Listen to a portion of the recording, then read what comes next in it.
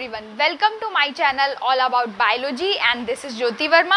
आज हम लोग बात करेंगे न्यूक्लियोसोम एंड सोलेनोइड मॉडल के बारे में। न्यूक्लियोसोम एंड सोलेनोइड मॉडल का पार्ट ए हम लोग प्रीवियस वीडियो में डिस्कस कर चुके हैं, जिसमें हम लोगों ने डिफरेंट टाइप्स की टेक्निक्स को डिस्कस किया था, जिनका यूज़ डिफरेंट वर्कर्स ने किया था ताकि वो न्यूक्लियोसोम के स्ट्रक्चर को और क्रोमैटिन के स्ट्रक्चर को क्लियरली डिफाइन कर सकें। इस वीडियो में हम लोग बेसिकली डिस्कस करेंगे न्यूक्लियोसोम के स्ट्रक्चर के बारे में और डीएनए की पैकेजिंग के बारे में, किस तरीके से डीएनए पैकेज होके क्रोमोसोम के फॉर्म में आ जाता है। आज हम लोग उसके बारे में डिस्कस करेंगे। तो सबसे पहले हम लोग डिस्कस करने वाले हैं न्यूक्लियोसोम के स्ट्रक्चर के बारे में। न्यूक्लियोसोम बेसिकली एक ऐसा स्ट्रक्चर है जिसमें कि सेंटर में एक हिस्टोन ऑक्टामर प्रेजेंट होता है और उसको व्रैप करते हुए डीएनए के कॉइल्स प्रेजेंट होते हैं। तो ये बेसिकली न्यूक्लियोसोम का डायग्राम है।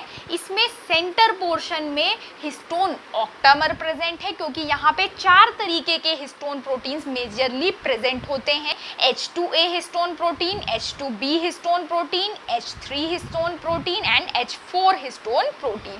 तो ये जो 4 तरीके के हिस्टोन प्रोटीन है ये दो प्रेजेंट होते हैं, इसलिए यहाँ पे ये हिस्टोन ऑक्टामर कहलाता है। और हिस्टोन ऑक्टामर में कुछ ग्रूव्स प्रेजेंट होते हैं जिससे कि डीएनए इस हिस्टोन ऑक्टामर के चारों ओर कॉइल हो सके। ये जो हिस्टोन ऑक्टामर है ये हिस्टोन प्रोटीन से मिलके बना है। हिस्टोन प्रोटीन जो होते हैं वो बेसिकली आर्जिनिन और लाइसिन में रिच होते हैं और बेसिक इन नेचर होते हैं।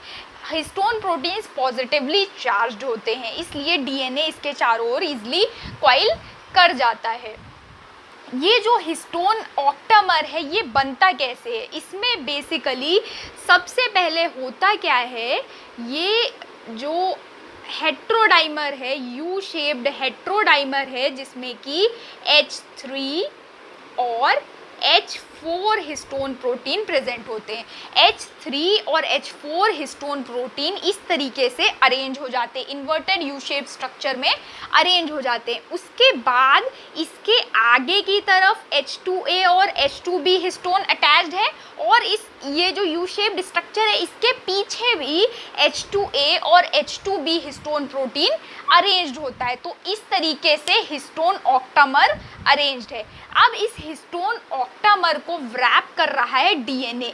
ये जो डीएनए है इसकी थिकनेस 2 नैनोमीटर है। जब ये डीएनए इस हिस्टोन ऑक्टामर के चारों ओर व्रैप हो जाता है तब ये जो हिस्टोन ऑक्टामर है, ये जो न्यूक्लियोसोम है, इसका जो डायमीटर है वो 11 नैनोमीटर हो जाता है। सो ओवरऑल जो कॉम्पैक्शन हुआ है यहाँ पे, जो डीएनए 2 नैनोमीटर्स का था वो कॉम्पैक्ट हो गया है 11 नैनोमीटर डायमीटर के अंदर। तो यहाँ पे 5 टाइम्स कॉम्पैक्शन हमें देखने को मिल रहा है। और इस केस में हो क्या रहा है, ये जो न्यूक्लियोसोम है यहाँ पे जो इसकी एंडिंग है, जो डीएनए है, इसको रोकने के लिए एक क्लैम्प का काम करता है H1 हिस्टोन। ठीक है, तो ये पूरा स्ट्रक्चर है न्यूक्लियोसोम का। न्यूक्लियोसोम में क्या है, हमारा सेंटर में हिस्टोन ऑक्टामर है। हिस्टोन ऑक्टामर को व्रैप करते हुए डीएनए है। डीएनए जो पहले था 2 नैनोमीटर डायमीटर का, वो जब इस ऑक्टामर के चारों ओर व्रैप हो जाता है तो इसका जो डायमीटर बनेगा, जो न्यूक्लियोसोम का डायमीटर है वो 11 नैनोमीटर डायमीटर है। तो इस तरीके से ये डीएनए कॉम्पैक्ट हो गया है। और इस हिस्टोन ऑक्टामर को, इस न्यूक्लियोसोम को रोकने के लिए, इस डीएनए को खुलने से रोकने के लिए H1 हिस्टोन यहाँ पे एक क्लैम्प का काम करता है। अब दूसरी बात, ये जो न्यूक्लियोसोम है इसमें जो ये डीएनए व्रैप है इसकी लेंथ फिक्स्ड होती है, हमेशा फिक्स्ड होती है। सारे ऑर्गेनिज्म में ये जो लेंथ होगी इस डीएनए की वो फिक्स्ड है, जो कि है 146 बेस पेयर्स। सो 146 बेस पेयर्स जो यहाँ पे प्रेजेंट है ये कांस्टेंट है। सारे ऑर्गेनिजम्स में ये जो डीएनए की लेंथ है ये 146 बेस पेयर्स होती है। कुछ ऑर्गेनिजम्स का हम अगर एग्जाम्पल लें तो जैसे कि फंजाई है, फंजाई में जो ये लेंथ है वो 146 बेस पेयर्स है। इसके अलावा इसमें 8 बेस पेयर्स एक्स्ट्रा प्रेजेंट होते हैं। सी अर्चिन है, इसमें भी 146 बेस पेयर्स है, सेंट्रल का पोर्शन जो डीएनए का है, और इसमें 114 बेस पेयर्स एक्स्ट्रा प्रेजेंट होते हैं। तो जो एक्स्ट्रा प्रेजेंट होता है डीएनए उसे हम लिंकर डीएनए बोलते हैं। सो ये जो आपका हिस्टोन ऑक्टामर है इसको डीएनए रैप कर रहा है, जिसमें कि जो कॉइलिंग है वो 1 राइट्स 3/4 कॉइलिंग है। इस कॉइल के अंदर जितना डीएनए है उसका अमाउंट हमेशा फिक्स्ड रहता है, सारे ऑर्गेनिजम्स में फिक्स्ड रहता है, जो कि है 146 बेस पेयर्स का डीएनए। उसके अलावा ये जो डीएनए जो ये है 146 बेस पेयर, इसे हम लोग कोर डीएनए भी कहते हैं। और दो न्यूक्लियोसोम्स के बीच में कुछ डीएनए का अमाउंट प्रेजेंट होता है जो कि एक्स्ट्रा होता है, जिसे हम लोग लिंकर डीएनए कहते हैं। लिंकर डीएनए का अमाउंट डिफरेंट ऑर्गेनिजम्स में डिफरेंट हो सकता है। तो ये तो था आपका न्यूक्लियोसोम, जिसमें कि हिस्टोन ऑक्टामर है, जिसके चारों ओर डीएनए प्रेजेंट है, जो कि 1 राइट 3/4 कॉइलिंग कर रहा है। उसका अमाउंट फिक्स है, जो कि 146 बेस पेयर्स है। इस डीएनए को रोकने के लिए H1 हिस्टोन यहाँ पे एज अ क्लैम्प प्रेजेंट होता है, और यहाँ पे आपको 5 टाइम्स कॉम्पैक्शन देखने को मिलेगा। तो ये है न्यूक्लियोसोम का स्ट्रक्चर। अब न्यूक्लियोसोम के कंसेप्ट को हम लोग एक एग्जाम्पल के तौर पर डिस्कस कर लेते हैं। यहाँ पे मेरे पास एक बॉल है, इसको आप हिस्टोन ऑक्टामर की तरह एज्यूम कर सकते हैं, और यहाँ पे एक थ्रेड है मेरे पास, इसे आप डीएनए की तरह एज्यूम कर सकते हैं। डीएनए अगर सेल में इतना लंबा प्रेजेंट होता तो वो कितनी ज़्यादा स्पेस लेता, इसलिए सेल के पास एक स्पेसिफिक मैकेनिज्म है पैकेजिंग का, और उसमें सबसे पहले न्यूक्लियोसोम है। तो न्यूक्लियोसोम कैसे बना, यहाँ पे आपका हिस्टोन ऑक्टामर है। हिस्टोन ऑक्टामर के चारों ओर डीएनए रैप हो जाता है 1 राइट्स 3/4 कॉइलिंग में।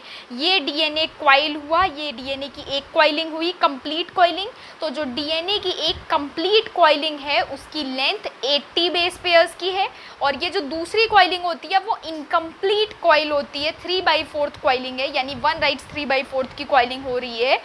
उस कॉइलिंग में जितना डीएनए का जो ये अमाउंट है वो फिक्स्ड है, जो कि 146 बेस पेयर्स है। इसे हम लोग कोर डीएनए कहते हैं। कोर डीएनए का अमाउंट सारे ऑर्गेनिजम्स में फिक्स्ड रहता है। इसके अलावा यहाँ पे ये न्यूक्लियोसोम है, इसके बाद थोड़े से गैप पे दूसरा न्यूक्लियोसोम प्रेजेंट होगा। दो न्यूक्लियोसोम के बीच में डीएनए फ्री प्रेजेंट होगा, जिसे हम लोग लिंकर डीएनए कह सकते हैं, जिसकी लेंथ डिफरेंट ऑर्गेनिजम्स में डिफरेंट हो सकती है। तो ये मैंने एज एग्जाम्पल लिया ताकि आपको क्लियरली समझ में आ जाए कंसेप्ट न्यूक्लियोसोम का, कि किस तरीके से कॉइलिंग हो रही है और किस तरीके से डीएनए व्रैप हो रहा है। तो इस तरीके से जो लंबा सा डीएनए था वो व्रैप हो जाता है, कंडेंस हो जाता है, कॉम्पैक्ट हो जाता है, ताकि वो सेल में कम स्पेस ले सके।